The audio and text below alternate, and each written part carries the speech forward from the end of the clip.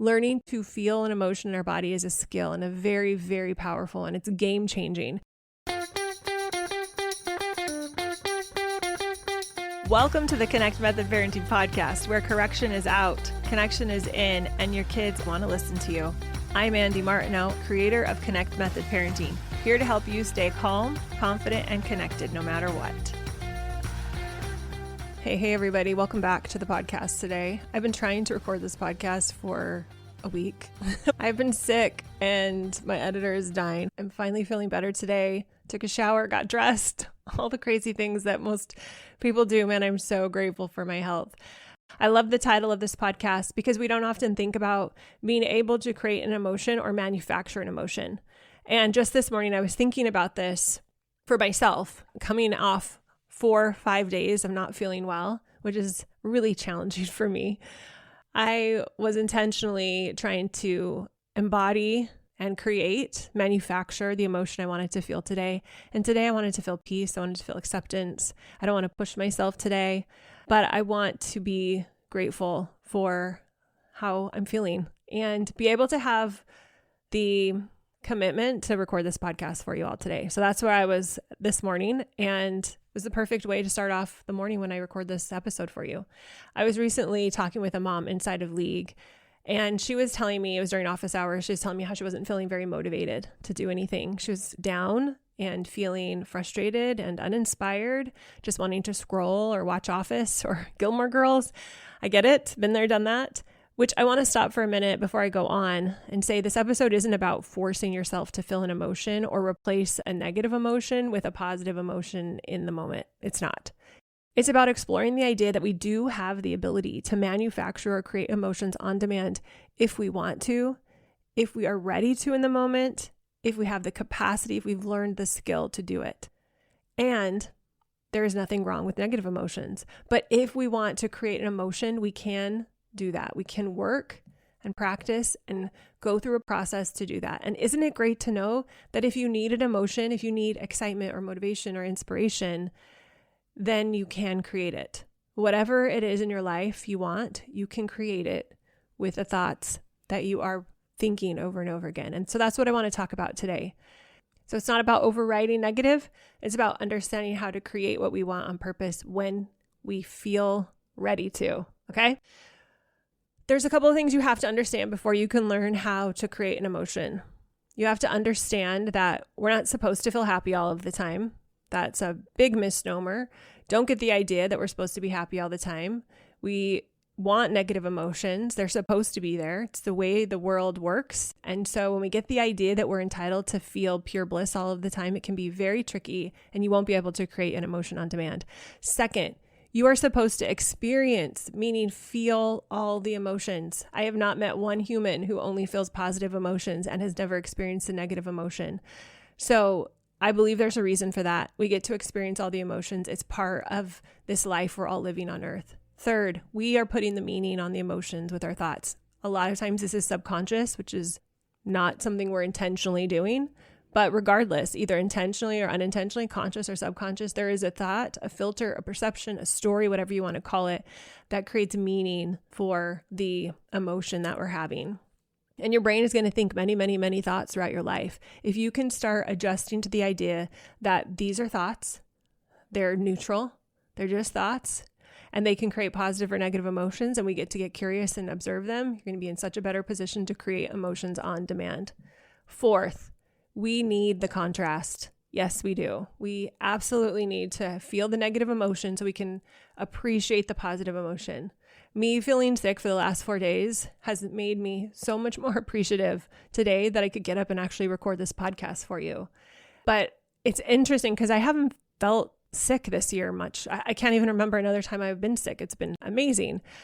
And I was kind of taking it for granted. I'm not saying I wished myself to get sick, not at all, but it is interesting how much more appreciative I am for health now that I had a couple of days where I wasn't feeling great. So the contrast is what makes emotions so great. So without negative emotions, we don't have positive emotions. Without emotions that are pleasant and feel good and move us towards positive action, we can't have any concept of the opposite and feel the difference. So we need both. We need contrast.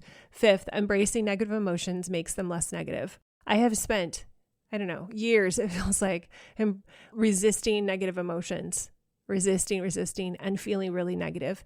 And I've spent a lot of time over the last 15, 20 years learning how to embrace negative emotions fully, accept them, not resist them. And I don't get it perfect all of the time, but I do so much better than I used to. Most of the time I'm able to feel them. I'm able to get curious about them. It doesn't mean they instantly go away, but they do metabolize faster. And what I will say to all of you, this experience of embracing negative emotions makes them less negative. They're not as scary. I don't feel like they drive me. I get to jump into a steer, which is that tool we use inside of Leak all of the time, where I'm curious about the emotional experience I'm having instead of being inside of the drama of the emotional experience. So we want to embrace all of the emotions, but especially those negative emotions, embrace them because it's going to make your life so much less negative. I know that feels really strange to say it, but it really does. All right, so those are the 5 things you have to understand to be able to create any emotion. So begin the journey of understanding those if you're just hearing this for the first time. If you're well on your way, if you've been listening to me for a while, if you've been working with me for a while, you're probably somewhere in the process of understanding those. And it's okay, you don't have to be to the finish line yet. Thank goodness, because life is a process.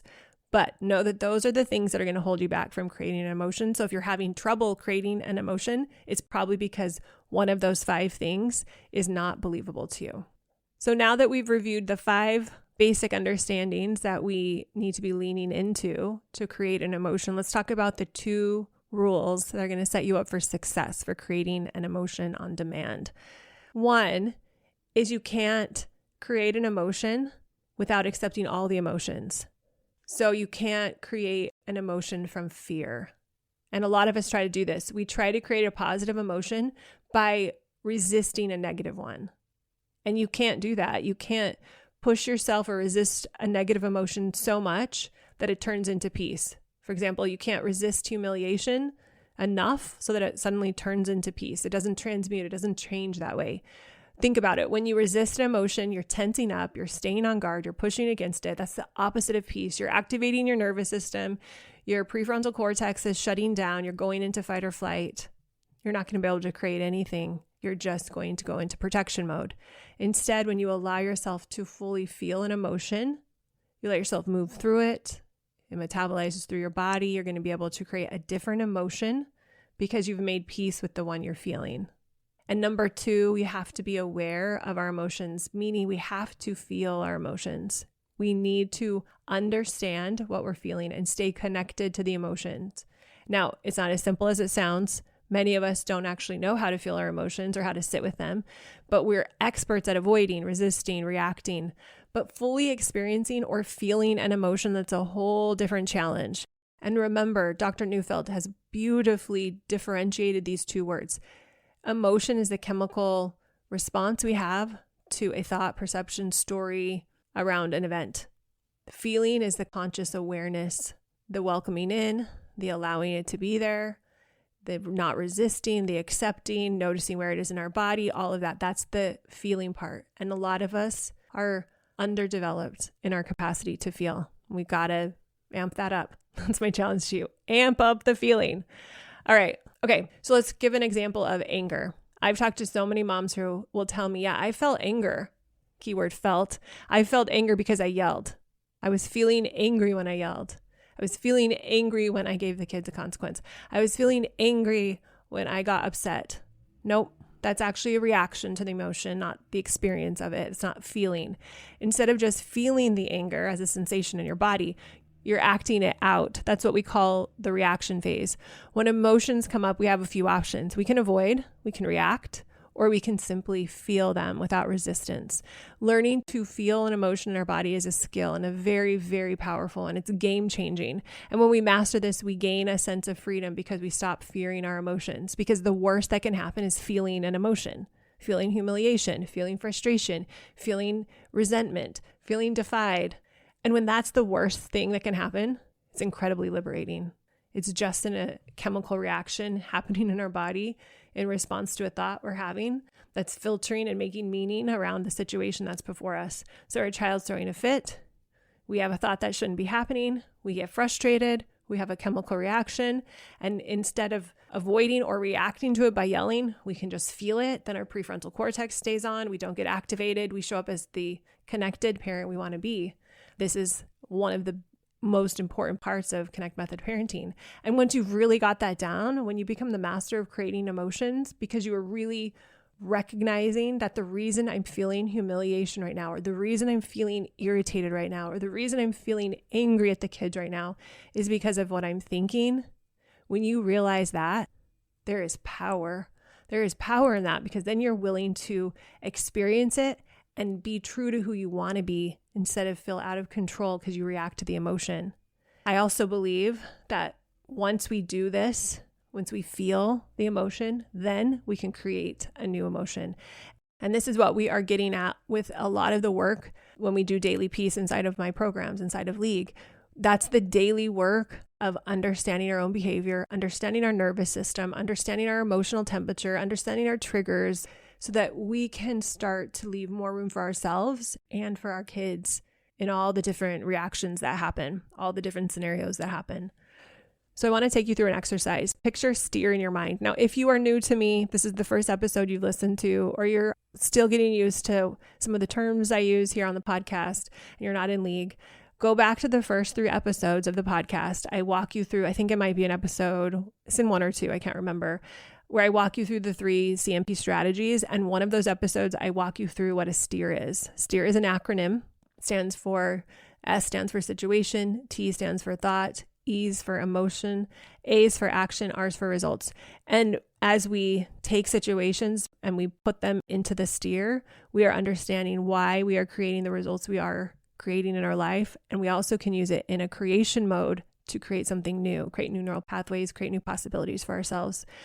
So think of the steer in your mind. And if you pull out a piece of paper, that would be even better.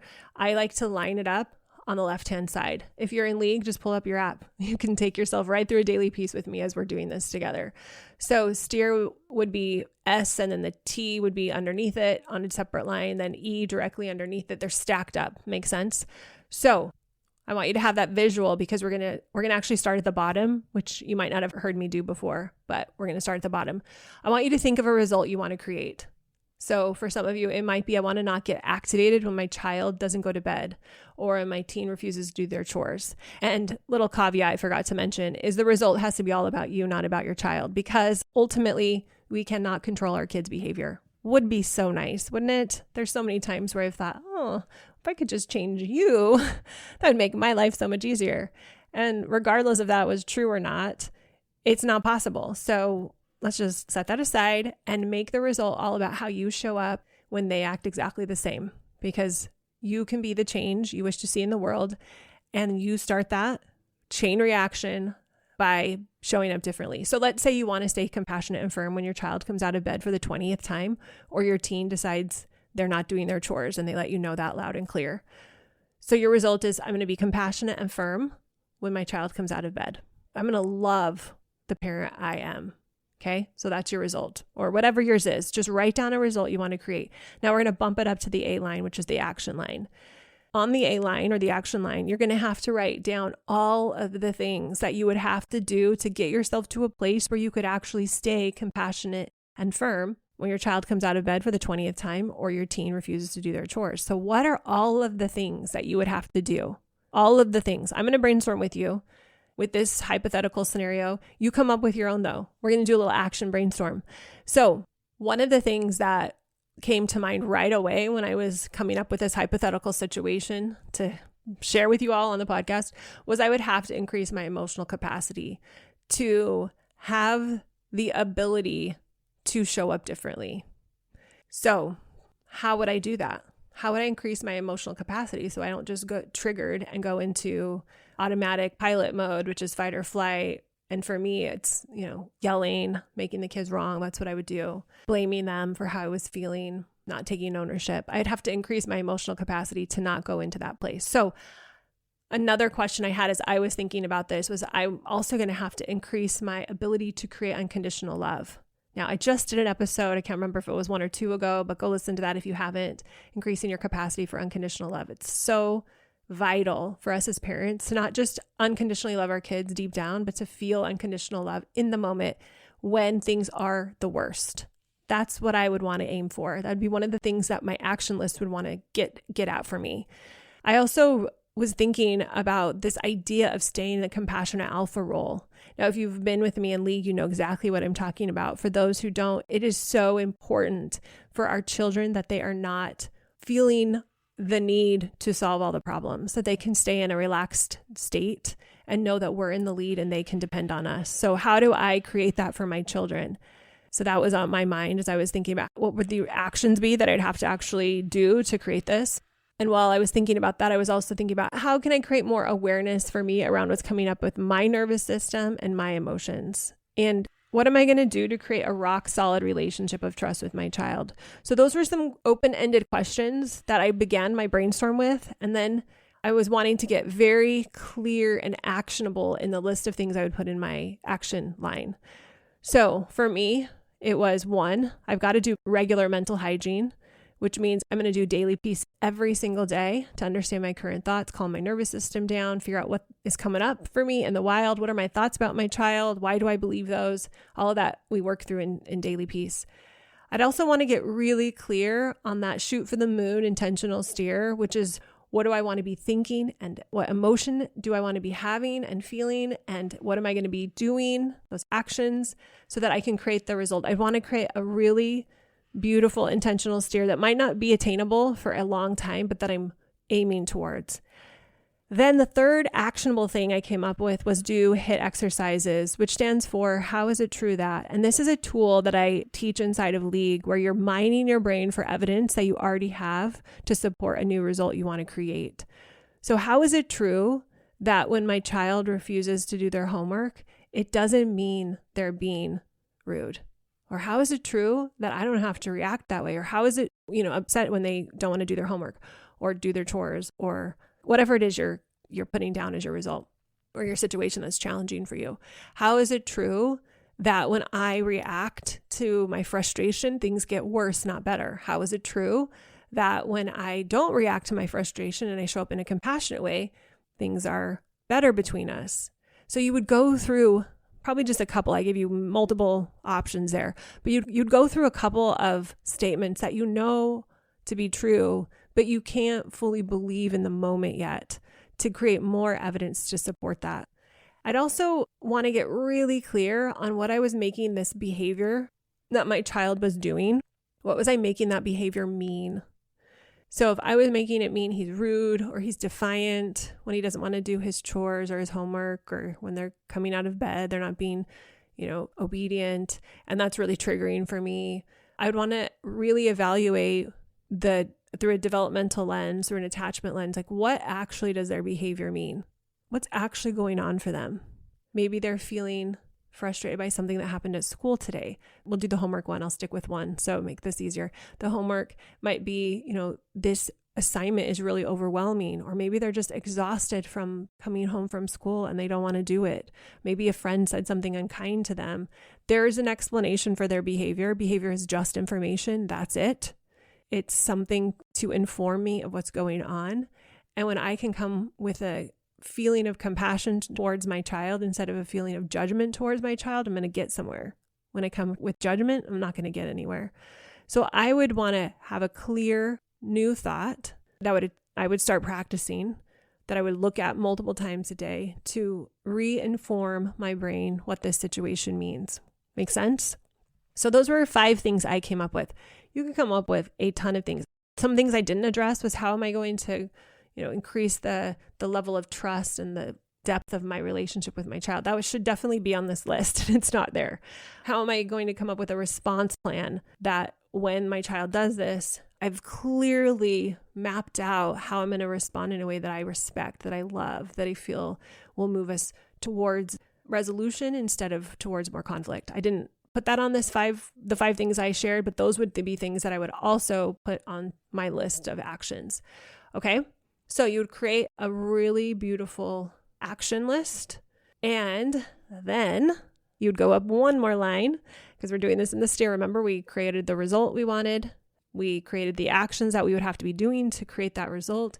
Now we're going to talk about the emotion that we would have to be feeling to actually do those emotions in a way that would create that result, which links us right back to the focus of this podcast, creating an emotion. You are either going to create an emotion that drives you to take actions to show up that way, or you're going to create an emotion that drives you to not take actions that way. So if I was creating an emotion of frustration in my body, even if I was doing those 5 or so things that I just outlined, they wouldn't be effective. But if it was coming from an emotion of commitment or confidence or compassion, I'm a lot more likely to have those actions take root and get me to the result I want. So what's the emotion you want to feel? Maybe you want to feel confident, more excited, or motivated, but I'm going to have you just pick one. You can only put one emotion per steer at a time because that allows you to understand your brain better if we constrain. So I'm going to pick confidence. I love confidence as an emotion that's driving me. I want to feel confident that I can show up connected, compassionate, and firm when my child doesn't want to do their homework or doesn't want to do their chores. I've done both examples, or whatever you're coming up with. What is the emotion you want to have for yourself? I love confidence. I love feeling more capable. I love feeling committed. Those are some of my favorite. I love feeling curious. When I'm first taking a stab at creating a new way of being, those are some of my favorite go-tos. So we're thinking about this hypothetically. So if you go out and take the action that you need to take in order to show up with compassion and firmness when your child has off-track behavior, and you're doing it, it's all motivated by this emotion of confidence. In my mind, as I look through that, that's much more likely to create the result I want to create. Now, what do you need to believe in order to create confidence? We're going up one more line in the steer, so we're at the T or the thought line. Now, many of you want to pick one thought and expect that one thought to create ongoing confidence. And there's a challenge with that, and I'm going to tell you why. Thoughts do create our emotions, right? And that's really important to remember. And if this is all sounding very confusing to you, I want to recommend you go listen to all my other episodes on emotions, because we're getting a little bit more into the complexity of things today, a little deeper today. But for those who have been with me for a long time, this should be making pretty good sense. All right. So when you think about a thought, I can do this, and you really believe it, or you think the thought, I can figure this out. I know that I can take action until I get the result I want. I believe in myself. I know that I'm capable. If they can do it, I can do it. I have the wisdom for this. I have the desire inside of me. I know that there is a need out there for me to act this way towards my child. I'm willing to figure this out. I'm not going to stop until I show up as the mom who I want to show up as. Now, if you believed all of those thoughts, and those were a bunch, I just did a big dump on you. Those are a lot of great thoughts that if you believed fully, you would feel so confident in yourself. You're going to feel much more able to take action, and that confidence will propel you to take more action. But, and here's the but. But if you're living with the emotion of doubt at all, if you recognize that you're feeling a little doubt, as I was saying all those statements, you're not quite believing them all, then you're going to have to collect constantly evidence to support these new ideas, to prove to yourself that you are capable of showing up compassionately and firmly. This is what we do with the HIT exercise. So you're going to have to bolster your thinking with evidence, which is more thinking. So you might say, hey, well, I've been compassionate with my kids a lot of times. It's just hard at night, but I definitely have the capacity to do it other times. Or I have a lot of emotional capacity to not get triggered when something's really challenging for me at work. Or there are situations for me that I feel really compassionate and firm about, having a challenging conversation with a friend or a mother. That might be hard for one of my associates, but for me, I got it. So I do have the capacity to show up that way in other situations. You could also think thoughts like, I can see other people are showing up this way with their kids. So if it's possible for them, it could be possible for me. Or a thought like, I'm capable of learning what I need to know so that I can show up this way. All of the sudden, when we do this HIT exercise, how is it true that I do have evidence for this in my brain? We have a rampage of thoughts that we can constantly be practicing and thinking that will help generate that confidence for us. And if we're willing to practice thinking, confidence-producing thoughts, we will consistently create our own confidence. It's really as simple as that. I know it sounds hard, but really it's practicing consistently. Like going to the gym, it's kind of hard. We have to get ourselves there. It might be uncomfortable while we're there, but it's simply getting ourselves there and doing the work. So that's the same thing. So the first thing you must do is find thoughts that you truly believe. You truly believe that you're capable. You truly believe that if you continue to take action, you can get this result. You truly believe that you have the intelligence to do what you need to do in order to get this compassion inside of you, even when your child is pushing up against all of the things, all of your buttons. You truly believe that you have what it takes to show up the way you want to with your kids. All of those things. You're going to find the ones you truly believe and you're going to start practicing them. Now, don't jump to, I got this. This is not a problem. If you don't believe that, go into that rampage of hit thinking. So to recap, this is a rampage of thinking what you really do believe in and then practicing those thoughts over and over and over again. Think it, believe it, think it, believe it. Think of your brain as a very malleable superhighway of neural pathways. And remember that the brain's preference for what it thinks is based on what is easiest to think. So it's really good at thinking things that you've thought over and over again. So if it's really good at creating fears and doubts, what that means is it's really good at thinking thoughts that are doubtful and fearful. And so when you come in with a really powerful, I believe in myself thought, your brain is going to get confused and it's going to think, well, that's awkward and that's new. And I don't really want to believe that. I don't know if I can believe that. I haven't practiced believing that. So this is where the practice comes in. You need to consistently choose thoughts that build confidence if that's what you're trying to create for yourself. It's not just thinking positively. It's about actively seeking and gathering evidence in your life that shows you are capable. Even when things don't go as planned with your parenting, even when you're tempted to believe thoughts that undermine your confidence, you stay aware and you circle back when you have the awareness hit you to go back to practicing thoughts that build your confidence. The goal is to keep generating confidence, and that's something you have to create in your mind. Here is the problem many people face, and I want to make this so clear so that you can see how unhelpful this mindset really is. If you're waiting around to finally feel like you have the capacity to stop yelling, I've done this. This is why I can share this.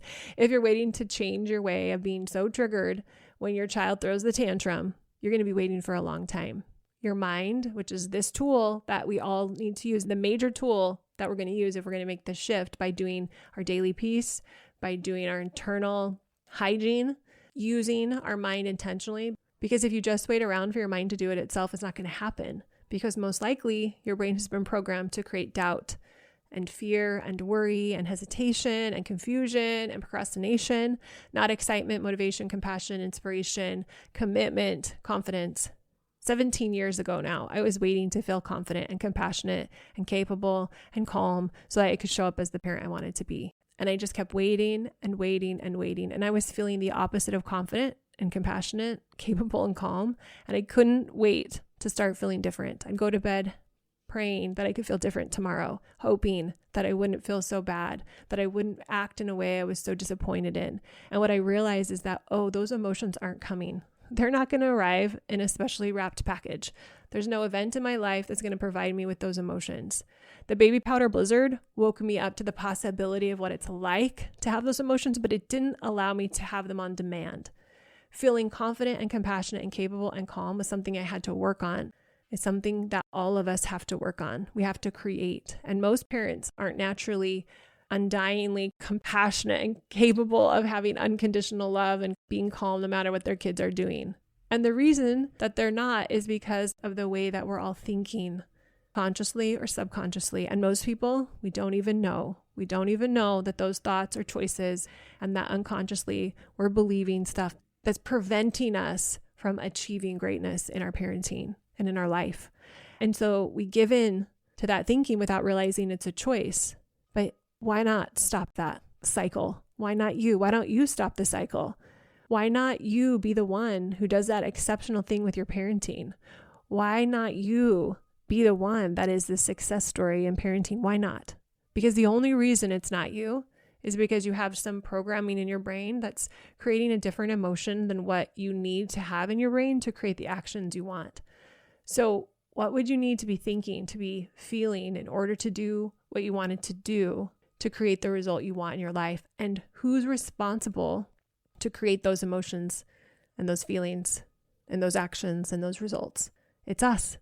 So if you want to feel discouraged, the best way to do it is think lots of discouraging thoughts and think about all the things in your life that prove that you should be discouraged. And if you want to feel motivated, you have to tell your brain to focus every thought on things that will create the emotion of motivation or capacity or confidence for you. You will create positive emotions by thinking positive thoughts that you choose to believe on purpose. Now, if I tell you the most important, the most powerful, the most amazing tool you have is your brain, and if you aren't willing to spend at least 15 solid minutes looking at it and accepting what it's doing and creating new thoughts for it to think on purpose, then you can't possibly expect to create the life you want. In League, I know sometimes you guys get all frustrated with me, but I ask every parent to spend 15 minutes a day doing what we call daily peace, because I know that the impact of them doing that every day is life-changing. It's inevitable. Daily peace is an incredibly effective tool to look at your brain so that you can create what you want. And that is as simple as it gets. You have to feed your brain thoughts that will produce the feelings you want. You have to think deliberately and on purpose to create the emotions that you want. But don't forget that those emotions are available to you. Now, in the heat of the moment, our nervous system might take over and they might not be available to us in the moment. But if we do the work every day, if we are doing our daily hygiene, if we're evaluating situations that didn't go well, and we're anticipating ones that are problematic for us, and we're practicing new ways of being and new ways of feeling and creating new emotions, we will be able to create a new way of being with our kids. So if you tell me, well, I'm just not feeling confident or patient or compassionate today, I'll probably ask you why. Can you see the thoughts that are leading you away from those emotions? And then I might ask you, why do you think you're choosing not to feel confident or patient or compassionate today? And you may say, well, I just don't. And I'll say, it's because of what you're thinking. Have you looked at your thinking? Not to beat yourself up. Be curious and compassionate with yourself, but just inspect it. Because I say this in the most loving way. We really have to navigate this at our own pace when we're ready. We can't rush the nervous system into feeling something it doesn't feel ready to feel or feel safe to feel. You don't have to think different thoughts. We might not even be ready to think different thoughts. I know for me, sometimes I've wanted to think something different, but it's taken me some time to go from wanting to being able to do it. And that's okay. Sometimes we're not capable to think different thoughts in the moment. No problem. But when we're ready, I want you to know that the practice of creating emotions is going to be waiting for you. I think it's the best and worst news ever that we can create our emotions in our mind. Worst because there was a time in my life, and still sometimes I want to believe that how I'm thinking is because of things outside of my control.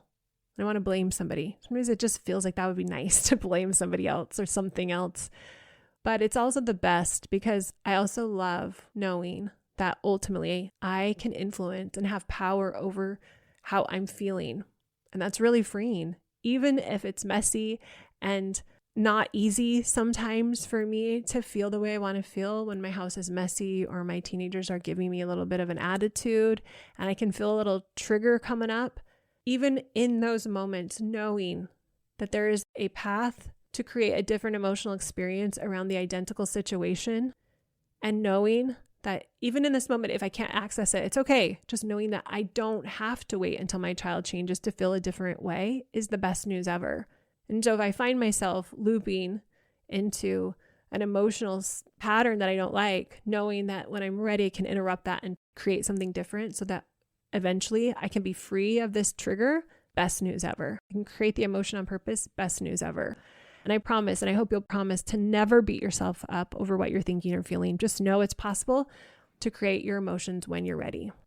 So when you're ready, you could ask yourself, how do I want to change my attitude? Which means change my emotions about this situation. If you're constantly looking at your life and saying negative thoughts, that's creating negative emotion. The reason why you don't love your life, the reason why you aren't enjoying being a parent, let's say, is because of the thoughts that we're choosing to think. So if you want to create compassion instead of judgment towards your child or yourself, the best way to do that is to create a thought that you believe that produces compassion. Now, some of you will say that's so daunting. I can't even get enough energy to write down my thoughts. And that's fine. Totally fine. No problem. Just know that the reason you don't feel better, the reason you aren't taking the action you want to, is because the work of creating the emotions for yourself isn't happening yet. And that's okay. Sometimes it takes time. But know that it's possible, which I think is the best news ever when you're ready. Now, the last part of this, what I want to share with you all, is that most of us know the emotions we want to feel. We want to feel approved, appreciated, loved, valued. And so what we do is delegate the creation of those emotions to people around us. Let's say we want our partners to make us feel appreciated, our friends to make us feel appreciated, our children to make us feel appreciated. We delegate those jobs out to people that are notoriously very poor at producing the emotion for ourselves. They don't follow our rules, they don't follow our manuals, they don't do what we want them to do. And so we don't create the emotion that we want to feel. And we attribute the lack of emotion to those people, which of course perpetuates this idea that we can't create emotion for ourselves. So if you want to feel loved and appreciated on your birthday, create love and appreciation on your birthday. And my good friend Jennifer threw herself a birthday party a few months ago. And she told me this. She said, I'm throwing my birthday party because it's part of my overall plan to enjoy the time I have with the people I love and to celebrate everything. The whole party was about everyone she was inviting. She decided how she wanted to feel on her birthday and she made it happen. It was so inspiring. It's exactly what we're talking about today. We get to create whatever emotional experience we want and not waiting for someone else to behave in a certain way in order to have us feel a certain way is empowering. So don't wait for other people to take you to a wonderful place or buy you a wonderful gift or have wonderful behavior, have your kids stop having that off-track behavior so that you can feel the emotion you want to feel. Create it on purpose, regardless of what other people are doing. One of the things people will say to me when I talk about stuff like this is that they just don't want to have to do all of the things all of the time. They want someone else to do it for them. And I always say, why? Of all the people in the world that could help you feel loved, you're the best one to do it. You know exactly what you want. You know exactly what you need. You know exactly how to give it to yourself. And yet you deny that feeling for yourself. You deny creating it for yourself and wait for someone else who's typically not great at it. They've shown you that they're not great at it, but yet you wait for them to do it. And then you feel disappointed again. So we're choosing disappointment over love without even realizing it, that we are the one ultimately creating the suffering. And then we get hurt or frustrated because our children or our partner or our parents don't follow our rules. They don't clean their room. They don't do their chores. They don't tell us thank you. And we create an emotional experience for us that we don't want. So listen, it's not their job to create that emotion for you. It's not their job ever to make us feel loved or appreciated or wonderful. And I'm not saying that there's anything wrong with expecting people to do things for us or have us feel those ways because of how they behave. I'm just saying that when they consistently don't do those things, we've set ourselves up to be really unhappy and to be really frustrated with them, which further puts us into a position of being more and more unhappy. Because when you're expressing and reacting to frustration and anger in your relationships, you decrease the connection that you're feeling with that person. And when you show up and you are full of appreciation, not only for yourself, but for the life you have and for the people around you, and you're not expecting them to do anything for you, it's very attractive. It's a wonderful place to be. And who better than you to create that for yourself? Wouldn't it be nice to know that you could feel appreciated all of the time? All of the time. So here's some of the ways we accidentally slip into trying to blame other people for how we're feeling. As parents, we might accidentally say, you guys are making me so mad because you're leaving messes everywhere. If you guys would stop fighting, I'd feel so much better. If you would just stay in your room when it's bedtime, I wouldn't get upset. If you would just do your homework instead of resisting it, you'd get it done so much faster and it wouldn't be so frustrating for me. Do you see it? What if instead you created the emotional experience you wanted and took 100% responsibility for your emotions and then showed up to love and guide and nurture your kids in a compassionate and, if needed, firm way? Wouldn't that be amazing? Yes, it would be absolutely amazing. It would feel amazing not only for you, but also for your kids. Okay?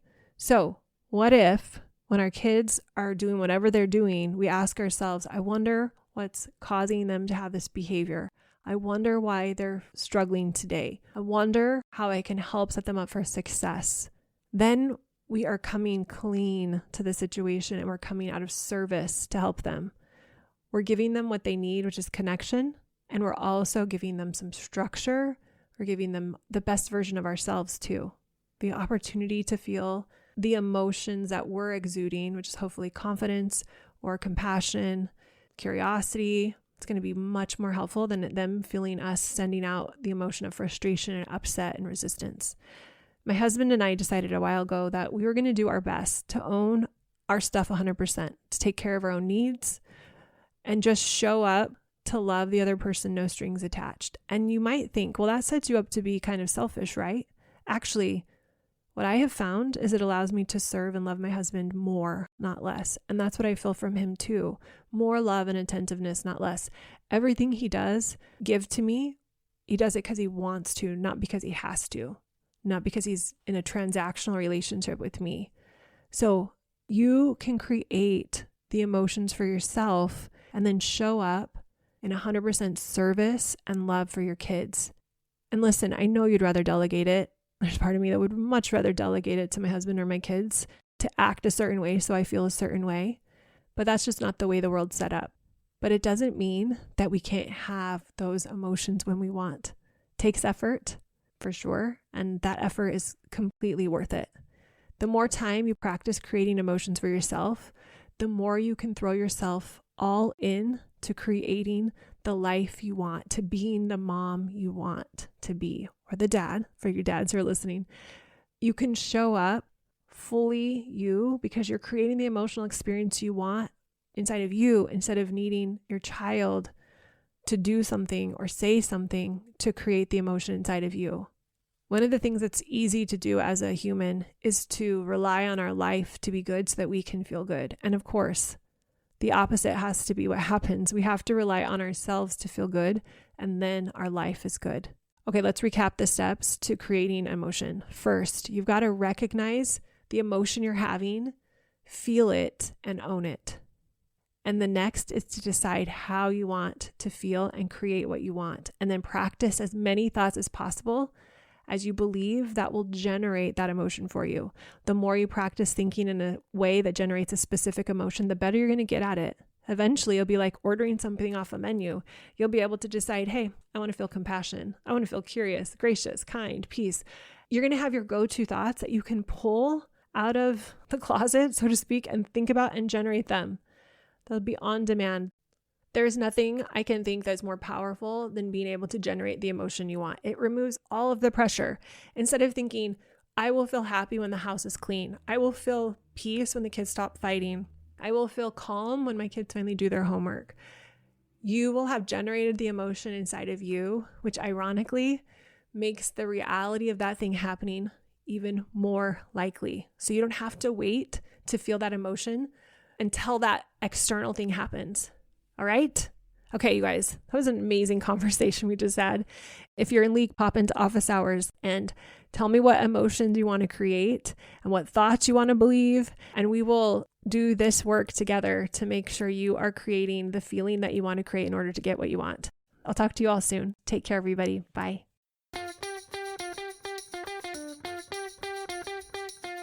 Thanks so much for listening, you all. If you are ready to learn more about Connect Method Parenting, if you've been listening to the podcast and you think, ooh, I'd love to be able to implement this in my life and with my parenting more, then check out Pivot. It's my 8-week program where we deep dive into learning and implementing Connect Method Parenting so that you can take this information and transform your parenting journey. Head over to connectmethodparenting.com to find out when the next group starts.